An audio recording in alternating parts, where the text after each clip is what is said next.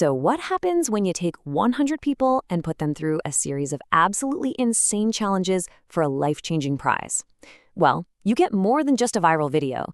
You get a perfect case study in game design and human psychology. Let's break down how Mr. Beast basically designed the perfect elimination game. It all starts with this number, 100 people. Now, this isn't some small, friendly competition. It's a huge crowd, which means the first few challenges have to be built for one thing and one thing only: absolute chaos. And what are they all fighting for? This, a trophy literally made of $100,000 in cash.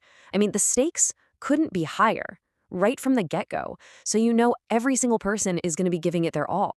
Which brings us to the big question, right? How do you even begin to design a game that can fairly and entertainingly filter 100 people down to just one winner? We're going to look at how each trap was built to test a completely different skill. It's pretty genius, actually. Okay, so phase one of this whole thing is all about one word: efficiency. It's not personal, it's just a brutal, fast way to cull the herd, to get those numbers down as quickly as possible.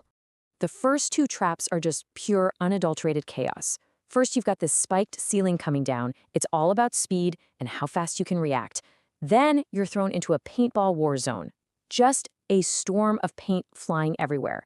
There's really no room for a clever strategy here. It's just survive. And wow, you can see just how effective this was. The first trap alone cuts the group almost in half, down to 51 people. The second trap takes that 51 and just decimates them, leaving only 20. I mean, think about that. In just 2 challenges, 80% of the competition is gone, just like that. But even in the middle of all that paintball madness, we get a little hint of what's to come. See, some of the contestants, completely on their own, decide to grab a blanket and use it as a shield. It's a really simple strategy that just appeared, but it's a huge sign that this game is about to become more than just running for your life. So, with the crowd thinned out, the entire game design does a 180. It's not enough to be fast or strong anymore. Now, you've got to work together. And this is the twist. Your fate is suddenly in someone else's hands. The 20 survivors get split into teams, a captain gets picked, but here's the cruel math. There are only 12 spots on the other side. That means 8 people are going home, guaranteed. Cooperation just became a race against time. And this right here shows you the 2 completely different ways to think about this problem. You've got the pink team's captain, Steve. He goes for that instant win, rescuing one person at a time, which you can imagine creates a total traffic jam. But then you have Tomer, the green team captain. He thinks long-term. He gets all the keys first, so the bridge stays clear for a super fast rescue later. It's a huge gamble, but it's a bet on efficiency. And did that gamble pay off?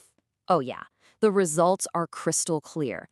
Tomer's strategy was a total game changer. The green team got every single one of its 5 members across.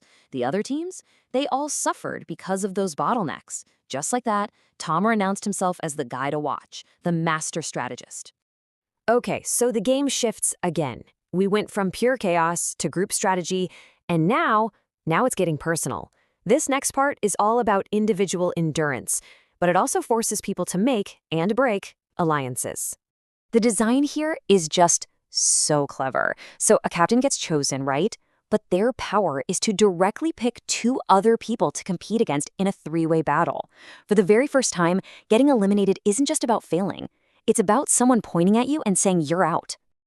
And immediately, all the bad blood from the bridge challenge comes rushing back. T. Ruffin, the captain from the orange team that got absolutely wrecked by Tomer's strategy, well, he makes it very clear what he's here to do. He's not just playing to survive. He is playing for revenge.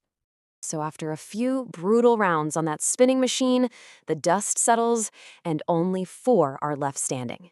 You've got Tomer the strategist and his teammate Bailey from the green team. And representing the blue team are Matt and their captain, Kinsley. The final showdown is officially set. All right, this is it, the final act. All the running, all the climbing, all the teamwork, it's all gone. This last challenge is a pure, cold-blooded game of psychological warfare. Now, the rules sound simple, right? Everyone gets 3 lives, or hearts, and you just take turns shooting a cannon at each other. But there's nowhere to run, nowhere to hide. This isn't about being strong anymore. It's all about reading people, figuring out who's a threat, and, well, knowing exactly when to stab someone in the back. And of course, Tomer, always playing 3 moves ahead, makes a very calculated first shot. He targets Kinsley, not because he dislikes her, but because she mentioned she's a hunter and probably a good shot. He sees her as the biggest threat on the board and decides to take her down a peg. Pure logic. So after that first round, Tomer is the only one who hasn't been hit. He's still at 3 hearts. He looks like he's in total control, but what he's actually done is paint a giant target on his own back. See, in a game like this, looking like the strongest player is the most dangerous thing you can do. And this is the exact moment the entire game flips. The other 3 players look at each other and realize, hey, if we don't team up right now, Tomer is just going to pick us off one by one. So a temporary alliance is formed for one reason only: take down the leader. The very strategy that got him this far has now become his biggest weakness. And with those famous last words, the best player in the game is eliminated. I mean, he played an almost perfect game tactically, but he was beaten by the one thing he couldn't plan for: how everyone else would react to him being so good. With Tomer gone, that little alliance instantly falls apart, of course. It boils down to a super tense final duel. And after all that chaos, all the strategy, all the backstabbing, it's Bailey, Tomer's teammate, who played a much quieter, under-the-radar game, who walks away with it all. You know, this whole competition was like a journey through different types of games, forcing everyone to constantly adapt or go home. And it leaves us with this really interesting question. In a game like this, what's actually the best way to play? Is it better to be the brilliant, dominant player that everyone knows is a threat? Or is it better to just fly under the radar, let the big dogs fight it out, and make your move when no one's watching? What would you do?